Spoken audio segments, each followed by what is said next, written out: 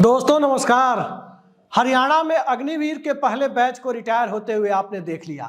घबराइए मत, ये अग्निवीर सेना वाले नहीं हैं, ये अग्निवीर राजनीतिक अग्निवीर हैं।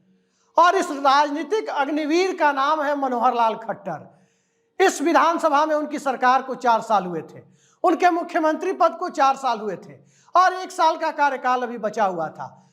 4 साल के बाद राजनीतिक अग्निवीर के तौर पर मनोहर लाल खट्टर की विदाई हो गई। उन्हें परमानेंट कमीशन नहीं दिया गया। उनकी कैबिनेट के कुछ मंत्रियों को परमानेंट कमीशन यानी अगली कैबिनेट में भी उनको जिम्मेदारी दे दी गई है, कुछ को नहीं मिली है, कुछ को मनोहर लाल खट्टर की तरह ही अग्निवीर बना दिया गया। लेकिन भारतीय जनता पार्टी के अंदर अग्निवीर बनाने की जो ये परिपाटी है, ये परिपाटी लोकसभा चुनाव के महज 2 महीने पहले आखिर करने की जरूरत क्यों पड़ी है? इस परिपाटी को इस दौर में अपनाने की जरूरत क्यों पड़ी? इस दौर में इसे अमल में क्यों लाया गया? यह सवाल मौजूदा दौर में सबसे बड़ा सवाल इसलिए है कि कहां तो 370 की बात भारतीय जनता पार्टी करती है कि 2/3 बहुमत यानी 370 लोकसभा सीटें भारतीय जनता पार्टी हासिल करेगी। और ये बात हम नहीं कह रहे, देश के प्रधानमंत्री कहते हैं, संसद के अंदर कहते हैं।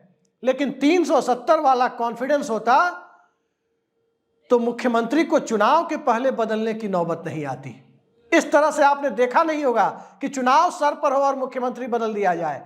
दरअसल अंदर खाने की रिपोर्ट यह है, भाजपा के कई अलग अलग सर्वे, संघ परिवार के सर्वे, आरएसएस का feedback, Amit Shah and company का फीडबैक और नरेंद्र मोदी के अपने फीडबैक, अपने सूत्रों के हवाले से जमीन की जो रिपोर्ट वो ले रहे हैं, बाहर भले ही कोई ना कहे, हकीकत यह है कि भारतीय जनता पार्टी को 200 सीटों के लाले पड़े हुए हैं। 200 के आंकड़े तक भारतीय जनता पार्टी कैसे आए?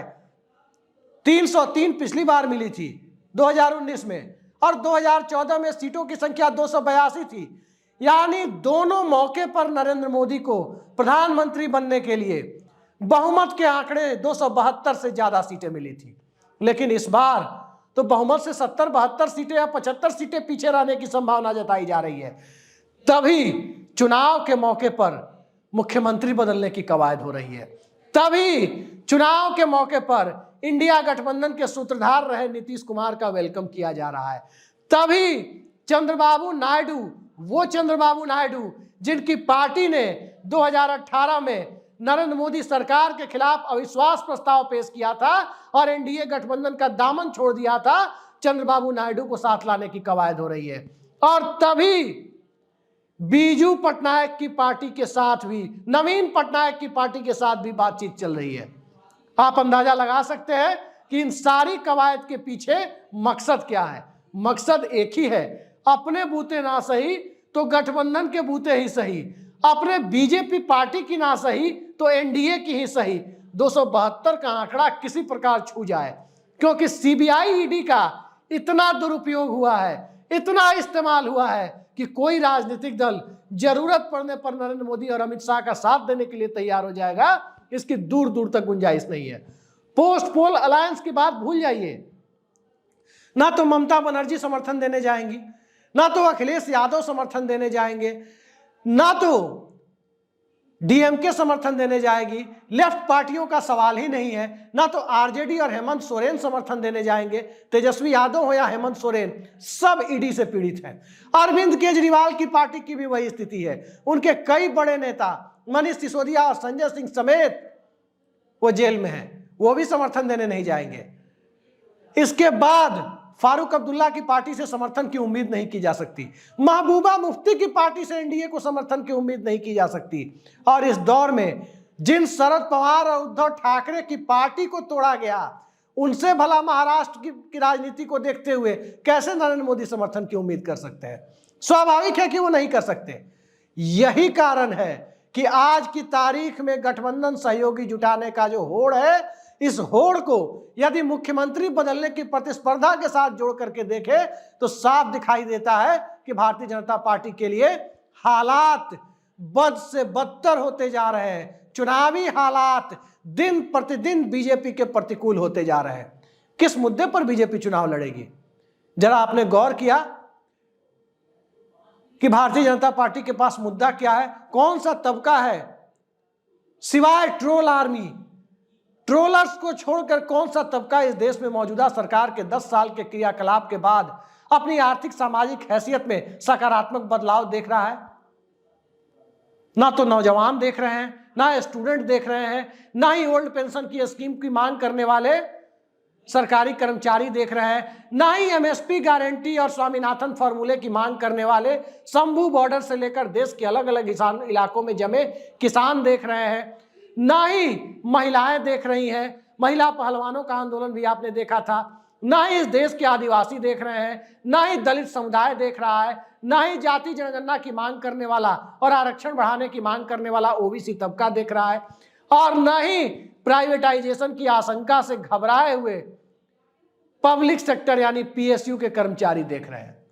तो सवाल उठता है कि सरकार किस तबके में सकारात्मकता की बात करती है, कौन सा तबका सरकार से खुश है? यही वो कारण है कि मनोहर लाल खट्टर को 4 साल पूरे करने के बाद राजनीतिक रूप से अग्निवीर बना दिया गया। उनकी सरकार को जब कील ठुकवा रही थी वो सरकार किसानों के लिए, जब मनोहर लाल खट्टर की पुलिस किसानों को शंभू बॉर्डर से आगे नहीं बढ़ने देने के लिए हरियाणा के अंदर के उस नेशनल हाईवे पर कील ठुकवा रही थी, तब नरेंद्र मोदी ने उन्हें हटाने की जहमत नहीं उठाई। और हटाया कब गया? जब आचार संहिता लगनी है, जब इलेक्टोरल बॉन्ड के मामले पर सरकार की स्थिति डवाडोल हो रही है, इलेक्टोरल बॉन्ड पर सुप्रीम कोर्ट के कड़े रुख ने अब उसका पर्दाफाश करने की जमीन तैयार कर दी है। 15 तारीख को आपके सामने भी आ जाएगा। और बीजेपी की इस परिस्थिति को देखिए तो जयंत चौधरी के आ जाने से जाट आ जाएंगे, ऐसी नौबत होती तो खट्टर को नहीं हटाया जाता। कांग्रेस पार्टी की अपनी तैयारी है, राहुल गांधी अपनी भारत जोड़ो न्याय यात्रा के माध्यम से एक अलग माहौल बना रहे हैं, अखिलेश यादव अपने पीडीए के माध्यम से उत्तर प्रदेश जैसे राजनीतिक रूप से सबसे महत्वपूर्ण राज्य में भारतीय जनता पार्टी के लिए मुश्किलें पैदा कर रहे हैं। और इन सब के बीच मायावती ने जो आज 4 कैंडिडेट घोषित किए, उन चारों के नाम आप देखिए, जो बसपा के कैंडिडेट हैं तो चारों मुसलमान हैं, चारों अल्पसंख्यक हैं। और ये कहने के लिए, बताने के लिए काफी है कि मायावती के कैंडिडेट को देख करके इस देश का कोई भी व्यक्ति बता सकता है कि मायावती के कैंडिडेट जो वोट लाएंगे वो वोट किसके खाते से कटेंगे और किसको राजनीतिक फायदा पहुंचाएंगे और किसे राजनीतिक रूप से नुकसान पहुंचाएंगे।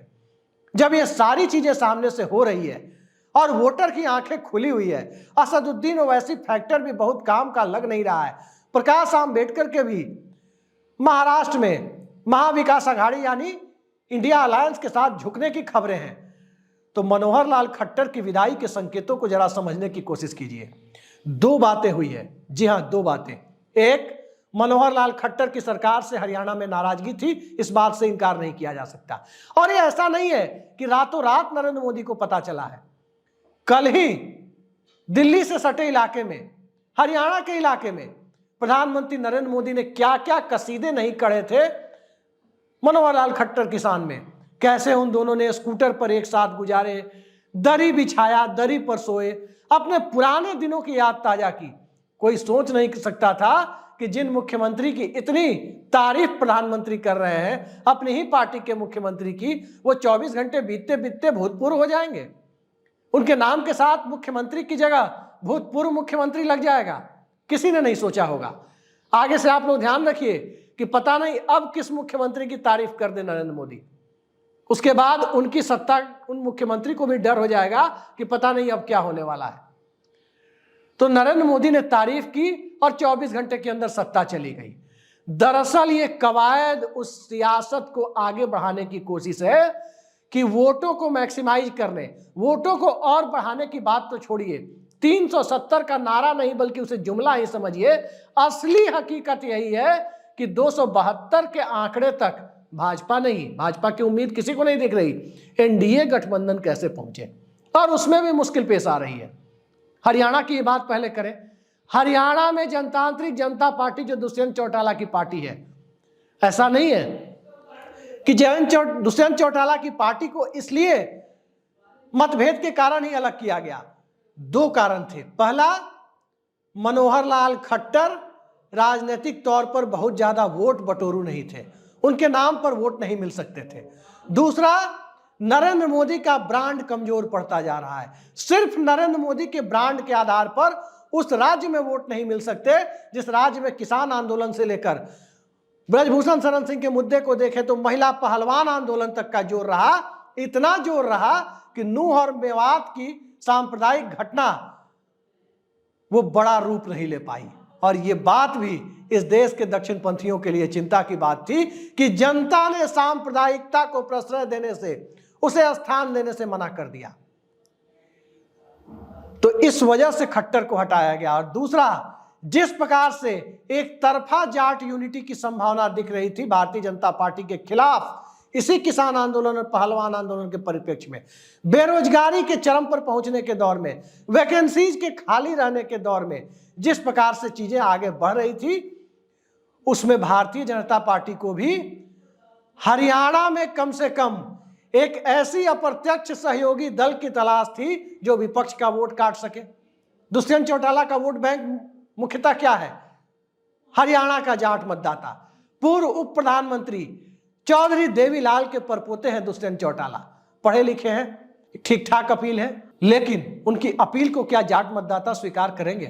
करें या ना करें, भारतीय जनता पार्टी उम्मीद तो रखती है कि सभी 10 सीटों पर जाट वोटों को एक तरफ जाने के से बचाने के लिए क्यों ना दुष्यंत चौटाला की पार्टी हरियाणा की सभी 10 सीटों पर अलग कैंडिडेट खड़े करे, अपने कैंडिडेट खड़े करे, ताकि जितना भी संभव हो जाट वोटों में वो विभाजन करा सके। जाट वोटों का एक तरफा कंसोलिडेशन अगर दलितों के साथ, बेरोजगारों के साथ, महिलाओं के साथ, अल्पसंख्यकों के साथ यदि कांग्रेस पार्टी के पक्ष में हो गया, इंडिया अलायंस के पक्ष में हो गया, आम आदमी पार्टी के साथ गठबंधन जो कांग्रेस का है उसके पक्ष में हो गया, तो उस परिस्थिति में हरियाणा में सिर्फ गुड़गांव और फरीदाबाद की पार्टी बनकर बीजेपी रह जाती, उसमें से भी एक आध सीट गुड़गांव फरीदाबाद में से हार जाती। वो भी संभावना जब दिखाई दे रही थी, इस वजह से खट्टर को हटाना और जनतांत्रिक जनता पार्टी से दूरी बनाना, ये दोनों काम किया गया है। अब सवाल यह है कि नायब सैनी का चुनाव क्यों? नायब सैनी कोई बहुत बड़े जनाधार वाले नेता नहीं है। नायब सैनी मुख्यमंत्री के करीबी जरूर है, कुरुक्षेत्र से सांसद भी हैं। नायब सैनी के बहाने हरियाणा के लगभग 21% बताया जाता है जो ओबीसी वोट है, उस पर निशाना साधा गया है।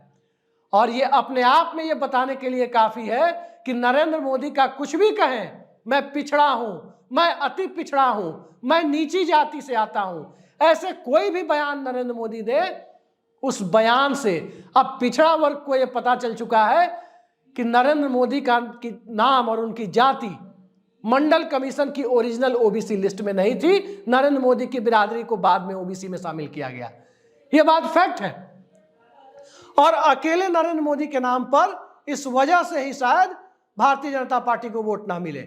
आरक्षण की स्थिति, आरक्षण को लेकर तरह तरह के सवाल, वैकेंसीज की स्थिति, नौकरियों की स्थिति और किसानों महिलाओं की स्थिति तो है। इन सब परिस्थितियों में नरेंद्र मोदी के अलावा एक दूसरे ओबीसी जो नरेंद्र मोदी के समुदाय के अलावा एक दूसरे समुदाय से आते हैं, प्रभावी समुदाय से आते हैं, उनको मुख्यमंत्री बनाकर गैर जाट कंसोलिडेशन को में ओबीसी ही कहीं ना छिटक जाए, ये मैसेज देने के लिए भारतीय जनता पार्टी ने अपनी तरफ से बिल्कुल अंतिम समय में एक हाराकिरी से बचने वाला प्रयास किया है, ऐसा लग रहा है। क्योंकि भारतीय जनता पार्टी को आप जानते हैं, भारतीय जनता पार्टी में क्या कहा जाए, संसद के अंदर प्रधानमंत्री नरेंद्र मोदी खुद कहते हैं एक अकेला सब पर भारी, एक अकेला सब पर भारी, एक अकेला कितनों पर भारी, ये बात प्रधानमंत्री कहते हैं सदन के अंदर। एक अकेले से अब काम नहीं चल रहा है, तभी नायब सैनी की जरूरत पड़ रही है। पूरे देश के सभी वर्गों के बीच छोड़ दीजिए, उस ओबीसी वर्ग के बीच भी काम नहीं चल रहा कि एक अकेला कहने से काम चल जाए। उत्तर प्रदेश में भी संदेश गहरे हैं। उत्तर प्रदेश में भी योगी आदित्यनाथ मुख्यमंत्री हैं और दिल्ली और लखनऊ के बीच क्या इक्वेशन है कहने की जरूरत नहीं है। और दिल्ली और लखनऊ के बीच की परिस्थितियों में क्या उत्तर प्रदेश में भी ओबीसी मुख्यमंत्री बिठाया जाएगा? कोई नहीं जानता क्या होगा, नहीं होगा। और क्या उत्तर प्रदेश के ओबीसी के बीच में यादव मतदाता तो घोषित तौर पर अखिलेश यादव के साथ है, लेकिन अगर नरेंद्र मोदी के चेहरे पर तमाम गैर यादव ओबीसी इकट्ठे हो जाते, यही नौबत होती 2014 की तरह, फिर संजय निषाद क्यों, फिर नीतीश कुमार को क्यों लाया गया, फिर अनुप्रिया पटेल को उनकी मुंहमांगी सीटें क्यों दी जा रही है, फिर ओम प्रकाश राजभर को क्यों लाया गया, और इससे भी काम नहीं चल रहा है तो क्या वहां ओबीसी मुख्यमंत्री वहां भी बिठाया जाएगा? पता नहीं क्या होगा, नरेंद्र मोदी और अमित शाह ही जानते होंगे, संभवतः संघ भी नहीं जानता होगा कि क्या होगा। हालात उत्तर प्रदेश में भी 71 और 62 लोकसभा सीटें जीतने के नहीं है।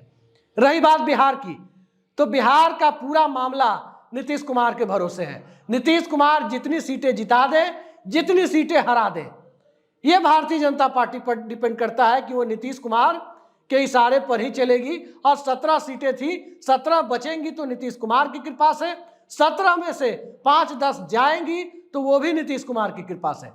और नीतीश कुमार का अपना एजेंडा है, आप जानते हैं, लोकसभा के साथ साइमल्टेनियस पोल यानी विधानसभा चुनाव करवाने की इच्छा। उस इच्छा पर थोड़ा भी तुषारापात हुआ तो जनता दल यूनाइटेड के वोटर्स ने अगर बीजेपी की सीटों पर खेल कर दिया, कोई नहीं जानता। और बात भारतीय जनता पार्टी के 272 के आंकड़े तक पहुंचने में बाधा के रूप में करें तो पश्चिम बंगाल की परिस्थितियों को देखिए, जहां सीएए को लेकर मुद्दा बनाया जा रहा है ताकि मतुआ समाज के वोटर्स को जोड़ा जा सके। मतुआ समाज के वोटर्स को क्या ममता बनर्जी ने बंगाल में रहने से रोक दिया था क्या? किसी ने नहीं रोका था। वो मतदाता भी हैं, वोटर भी हैं, और उनका उभरता हुआ सितारा जो पहले बीजेपी में था, वो अब भारतीय जनता पार्टी का दामन छोड़कर तृणमूल कांग्रेस की तरफ से लोकसभा का उम्मीदवार भी है। रही बात छत्तीसगढ़ की, वहां आदिवासी मुख्यमंत्री जरूर है, लेकिन ध्यान रखिए, पर्ची से निकाले हुए मुख्यमंत्री, उनके चेहरे पर चुनाव नहीं हुआ है। जिस मुख्यमंत्री के चेहरे पर चुनाव हुआ वो झारखंड में हुआ आदिवासी मुख्यमंत्री के चेहरे पर, और वो आदिवासी मुख्यमंत्री आज भारतीय जनता पार्टी के द्वारा उनके इशारे पर, उनकी सत्ता के अधीन काम करने वाली ईडी के इस प्रकोप से या ईडी की कृपा से, जो कुछ भी आप समझे, वो जेल में बैठा हुआ है, वो सलाखों के पीछे है, हेमंत सोरेन। तो किस प्रकार से आदिवासी चेतना उधर अपना काम करती नजर आ रही है और उसका असर बंगाल के जंगल महल तक कितना पड़ रहा है, देखे जाने वाली बात होगी। मणिपुर ने किस प्रकार से पूर्वोत्तर की राजनीति को झकझोर कर रख दिया, हेमंता बिस्व शर्मा के सुपर सीएम जैसे कथित अप्रोच ने किस प्रकार से पूर्वोत्तर के राज्यों में बिल्कुल अलग सी स्थिति बीजेपी के खिलाफ बनाती हुई दिखाई दे रही है, वो कोई नहीं जानता। राहुल गांधी की भारत जोड़ो न्याय यात्रा में जो भीड़ पूर्वोत्तर में खासकर असम में उमड़ी थी, उस भीड़ को यदि चुनावी नतीजे की पहली पृष्ठभूमि मानी जाए, पहला संकेत माना जाए, तो हालात बहुत अच्छे नहीं है। और हालात तो बीजेपी के लिए महाराष्ट्र में भी अच्छे नहीं है। 23 सीटें मिली थी। जरा महाराष्ट्र की बात करें तो याद कीजिए, उस गुवाहाटी मॉडल को याद कीजिए जिसके तहत शिवसेना को तोड़ा गया, लेकिन बावजूद इसके मराठा समुदाय के गुस्से को देखते हुए महाराष्ट्र में भारतीय जनता पार्टी ने अपना मुख्यमंत्री बनाने की जहमत नहीं उठाई। कुर्सी तो लगाई गई थी मुख्यमंत्री बनाने के लिए, लेकिन जिन्हें मुख्यमंत्री बनना था, कहा जाता है कि उन्हें आदेश दिया गया कि मुख्यमंत्री नहीं बल्कि डिप्टी सीएम बनना है। 5 साल का अनुभव और 5 साल के अलावा भी 80 घंटे के का मुख्यमंत्री पद का अनुभव रखने वाले देवेंद्र फडणवीस एकनाथ शिंदे के जूनियर बनकर वहां सत्ता को चला रहे हैं, एक ऐसे दौर में जहां महाराष्ट्र में सियासत अलग तरीके से हो रही है। इसी भारतीय जनता पार्टी ने, आपने देखा होगा, अग्निवीर स्कीम सेना में भले ही बाद में आई, लेकिन गुजरात में मुख्यमंत्री विजय रूपाणी समेत पूरी कैबिनेट को ही अग्निवीर बना दिया था, पूरी कैबिनेट को ही 4 साल में बदल दिया था। यह भी आपने देखा। और आपने यह भी देखा कि कर्नाटक में जिस व्यक्ति ने दक्षिण का दरवाजा भारतीय जनता पार्टी के लिए खोला, वो व्यक्ति भूतपूर्व हो गया। और वो व्यक्ति जब भूतपूर्व हुआ, बीएस येदियुरप्पा, तो उनकी जगह जो मुख्यमंत्री लाए गए, उन्होंने तो भारतीय जनता पार्टी को अभूतपूर्व बना दिया। जनता दल से आए थे एसआर बोम्मई साहब के बेटे बसवराज बोम्मई। बसवराज बोम्मई के राज की हकीकत यह है कि कर्नाटक आज कांग्रेस पार्टी का सबसे मजबूत किला बन चुका है। कांग्रेस पार्टी के अध्यक्ष जो इंडिया गठबंधन के अध्यक्ष भी हैं और संभवतः इंडिया गठबंधन के प्राइम मिनिस्ट्रियल कैंडिडेट भी वही होंगे। पहले दलित प्रधानमंत्री भी देश के वही हो सकते हैं, मल्लिकार्जुन खड़गे, वो भी कर्नाटक से। कांग्रेस के सबसे महत्वपूर्ण रणनीतिकार डीके शिव कुमार, वो भी कर्नाटक से। तो अमूल वर्सेस नंदिनी विवाद ने जिस प्रकार से हिजाब मामले पर भारतीय जनता पार्टी को जमीन सुहाने का काम किया, हिजाब मामला हवा में उड़ गया, और जिस प्रकार से दक्षिण का द्वार बंद किया सिद्धारमैया और डीके शिव कुमार ने मिलकर, आप अंदाजा लगा सकते हैं कि कांग्रेस पार्टी किस तरह से दक्षिण में, यूं कहें कि महाराष्ट्र और कर्नाटक को जोड़कर देखें तो इटारसी जंक्शन के बाद, सतपुड़ा के जंगलों के बाद भारतीय जनता पार्टी के लिए मुश्किलात शुरू हो जाती है। बात यदि नरेंद्र मोदी के अपने गृह राज्य की करें तो आम आदमी पार्टी के नेता चैतर बसावा की सभाओं में जिस प्रकार की ट्राइबल चेतना सिर्फ भड़ूच में ही नहीं बल्कि तमाम ट्राइबल इलाकों में दिखती है, और अब वो पार्टी जब कांग्रेस के साथ गठबंधन में है तो आप अंदाजा लगा सकते हैं कि गुजरात में 26-0 तो नहीं होने जा रहा है। 26-0 के स्ट्राइक रेट से भारतीय जनता पार्टी चुनाव लड़ने की स्थिति में नहीं है। और वहीं बात राजस्थान की करें, 25-0 का स्ट्राइक रेट था 2 लोकसभा चुनाव में, 14 में भी 19 में भी, बिल्कुल गुजरात की तरह।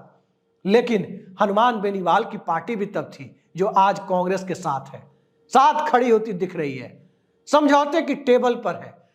ठीक इसी तरह से वसुंधरा राजे जो सबसे बड़ी छत्रप है, उनकी पूरी टीम की नाराजगी भाजपा पर भारी पड़ सकती है। और बात यदि पड़ोस के मध्य प्रदेश की करें तो हालात यह है कि मामा मुख्यमंत्री अब भूतपूर्व मुख्यमंत्री बन चुके हैं।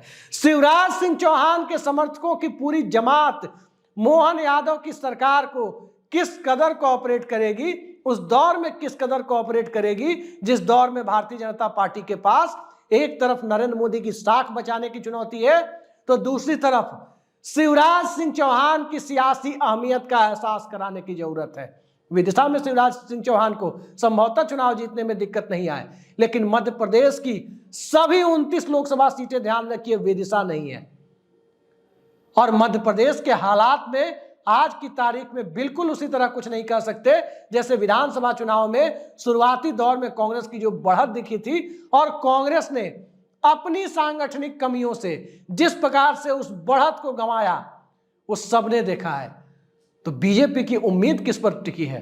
बीजेपी की उम्मीद पूरे देश में इसी पर टिकी है, एक तरफ किसी तरह से सांप्रदायिक मुद्दों को उभारा जाए, दूसरी तरफ कांग्रेस पार्टी जो सेल्फ गोल में माहिर रही है वो सेल्फ गोल करने की उसकी परिस्थितियों का इंतजार किया जाए, तीसरी तरफ इलेक्टोरल बॉन्ड का मामला बड़े विवाद के रूप में, बहुत बड़ी बदनामी के रूप में सामने ना आ जाए, चौथी तरफ नीतीश कुमार जैसे सहयोगी और नवीन पटनायक जैसे संभावित सहयोगी अपनी भूमिका निभाते हुए दिखे, और पांचवी तरफ आप देखें तो भारतीय जनता पार्टी के सामने जो स्थिति है वो यही है कि प्रत्यक्ष सहयोगियों के अलावा कुछ ऐसे अप्रत्यक्ष सहयोगी भी, चाहे हरियाणा हो या बिहार का सीमांचल हो या उत्तर प्रदेश हो या कोई दूसरा इलाका हो, वहां पर कोई दूसरे छोटे छोटे दल जो अप्रत्यक्ष सहयोगी होकर विपक्ष का, इंडिया गठबंधन का, कांग्रेस का या दूसरे इंडिया गठबंधन के दलों का जो वोट काट सकता है, वो भी अपनी भूमिका में पूरी तरह से खरा उतरे।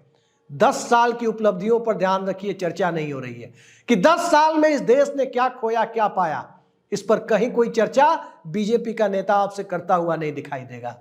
चर्चा होगी 1000 साल के भारत का निर्माण कर रहे हैं, चर्चा होगी अमृतकाल की, 25 साल का एजेंडा दिखाया जाएगा, चर्चा होगी हिंदुस्तान पाकिस्तान की, और चर्चा होगी किस बात की? राम मंदिर की और सीएए की, एनआरसी की। इस बात की चर्चा नहीं होगी कि हिंदुस्तान का आम आदमी किस मुफलिसी में है, किस मुफलिसी में, आज के दौर की मुफलिसी यानी गरीबी में किसने पहुंचाया कि इस देश की 57% आबादी यानी 82 करोड़ लोगों को 5 किलो राशन पर, सरकारी सहयोग जो 5 किलो राशन का है उस पर जिंदा रहना पड़ रहा है। सवाल इस देश के किसान और नौजवान का भी है तो सवाल इंडिया गठबंधन का भी है, सवाल एनडीए गठबंधन का भी है तो सवाल चुनावी हिंदुत्व का भी है। लेकिन इन सब के ऊपर इस देश के नौजवान की भी आस है, और नौजवानों की आस को जब राहुल गांधी ने अपनी गारंटी के माध्यम से 25 साल तक के हर डिग्री डिप्लोमाधारी नौजवान को 1-1 लाख रुपए सालाना देने का जो ऐलान किया, उस ऐलान ने बीजेपी की नींद उड़ा रखी है। और नींद उड़ाने के इस दौर में हरियाणा का प्रयोग आपने देखा कि अकेले नरेंद्र मोदी से काम नहीं चल रहा है, दूसरे ओबीसी की जरूरत है।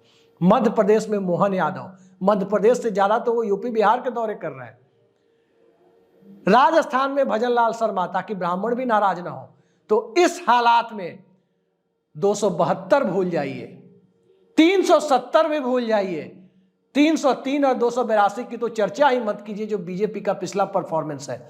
आज की तारीख में भारतीय जनता पार्टी के पास हकीकत यही है कि 200 सीटों तक पहुंचने के लाले हैं। गुजरात लॉबी जो कही जाती है कि गुजरात लॉबी ने जो सोचा था, कथित गुजरात लॉबी ने, वो इस देश को पूरी तरह से वैसा बना नहीं सके, बना भी नहीं सकते थे। और जो सोचा था वो पूरा नहीं होने जा रहा है। गुजरात से दिल्ली नहीं चलती है, गुजरात से हिंदुस्तान नहीं चलता है, किसी एक राज्य से हिंदुस्तान नहीं चलता है। हिंदुस्तान चलता है तो समावेशी नीतियां बनाने से। इससे हिंदुस्तान नहीं चलेगा कि बुलेट ट्रेन भी बनेगी गुजरात में, वर्ल्ड कप का उद्घाटन भी होगा गुजरात में, इंडिया पाकिस्तान का मैच भी होगा गुजरात में, फाइनल भी होगा गुजरात में, रेलवे यूनिवर्सिटी भी बनेगी गुजरात में, सोलर पार्क भी बनेगा गुजरात में, तमाम बड़े निवेश भी जाएंगे गुजरात में। तो 26 लोकसभा सीटें गुजरात की है, उसको उसका हक मिलना चाहिए। लेकिन देश की जो बाकी 517 लोकसभा सीटें हैं, उनको क्या उसका हक नहीं चाहिए? क्या वो सिर्फ 5 किलो राशन पर जिंदा रहने के लिए बना हुआ है? यही सवाल है जिस सवाल के इर्द गिर्द भारतीय जनता पार्टी फंस रही है। झोला उठने का डर लग रहा है कि झोला कभी भी उठ सकता है। तो झोला उठने से बचाने के लिए कभी खट्टर बदले जा रहे हैं, कभी विजय रूपाणी की पूरी कैबिनेट बदल दी गई, कभी येदियुरप्पा को बदला गया, कभी देवेंद्र फडणवीस के डिमोशन की नौबत आ गई, कभी नीतीश कुमार के सामने हाथ पैर जोड़कर साथ लाने की नौबत आ गई, और कभी चंद्रबाबू नायडू को जोड़ने पर फोकस करना पड़ रहा है। तो नवीन पटनायक के साथ भी साक्षात दंडवत होने की नौबत आ रही है। देखते हैं होता क्या है। परिस्थितियां बीजेपी के माकूल नहीं है, झोला उठने का खतरा जरूर दिखाई दे रहा है। और इसी बीच आने वाले वक्त में क्या होगा वो तो चुनाव के वक्त पता चलेगा। 15 तारीख को इलेक्टोरल बॉन्ड का जिन्न जिस दिन बाहर आएगा, उस दिन इस देश का माहौल क्या होगा, जरा उसका भी इंतजार कीजिए। फिलहाल के लिए इतना ही। नमस्कार।